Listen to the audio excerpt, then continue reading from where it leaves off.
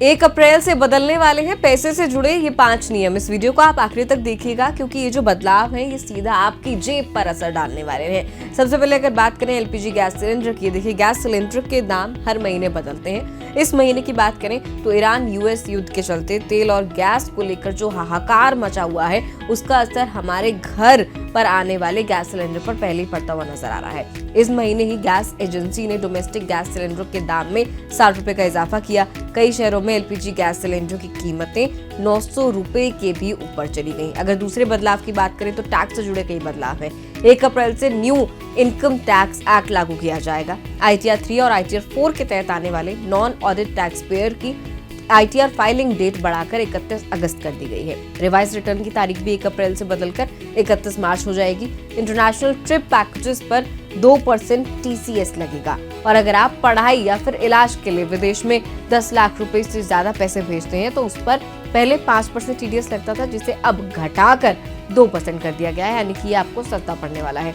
अगर किसी व्यक्ति को मोटर एक्सीडेंट में नुकसान होता है तो उसे मोटर एक्सीडेंट क्लेम ट्रिब्यूनल के जरिए मुआवजा मिलता है। कई बार ये मुआवजा मिलने में देरी हो जाती है तो कोर्ट उस पर ब्याज भी देती है। पहले इस ब्याज पर TDS काट लिया जाता था, लेकिन अब राहत देते हुए सरकार ने इसको माफ कर दिया है कि इस ब्याज पर अब कोई TDS नहीं कटेगा, यानी पूरा पैसा सीधा आपकी जेब में मिलने वाला है। इसके अलावा कर्मचारियों के लिए भी अच्छी खबर है। अगर कंपनी आपको कोई खर्च जैसे मेडिकल या ऑफिस से जुड़ा खर्च का रिइंबर्समेंट देती है तो उस पर भी अब TDS नहीं लगाया जाएगा।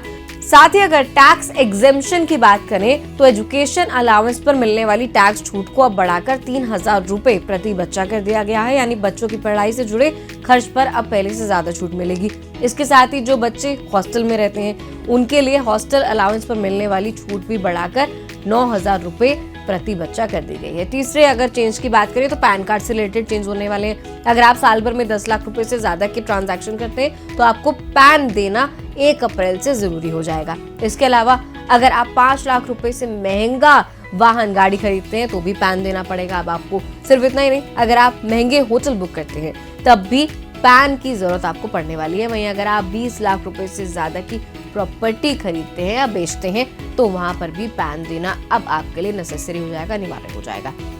चौथे चेंज की बात करें, ट्रेन टिकट कैंसिलेशन को लेकर चेंजेस हुए हैं। अगर आप अपना कंफर्म टिकट ट्रेन चलने से 72 घंटे से लेकर 24 घंटे पहले कैंसिल करते हैं तो आपसे किराए का 25% पेनल्टी काटी जाएगी। वहीं अगर आप 24 घंटे से 8 घंटे पहले टिकट कैंसिल करते हैं तो आपको किराए का 50% कैंसिलेशन फीस देना होगा। और अगर आप ट्रेन छूटने से 8 घंटे से भी कम समय में टिकट कैंसिल करते हैं तो आपको कोई रिफंड नहीं मिलेगा, यानी जितना लेट कैंसिल करेंगे उतना ज्यादा नुकसान आपका होगा। और आखिरी बदलाव की अगर बात करें नंबर 5 पर क्या है इस लिस्ट में, तो शेयर मार्केट से जुड़े कुछ बदलाव है। सिक्योरिटीज के फ्यूचर्स सौदे पर सिक्योरिटीज ट्रांजैक्शन टैक्स यानी STT को बढ़ा दिया गया है। ये जब बजट आया था तब भी हमने चर्चा करी थी बोनस पर। बजट 2026 में सरकार ने फ्यूचर्स ट्रेडिंग पर STT 0.02% से बढ़ाकर 0.05% कर दिया गया है। ये काफी बड़ी बढ़ोतरी है जो ट्रेडर्स की लागत को भी बढ़ा देगी और उन पर असर डालेगी।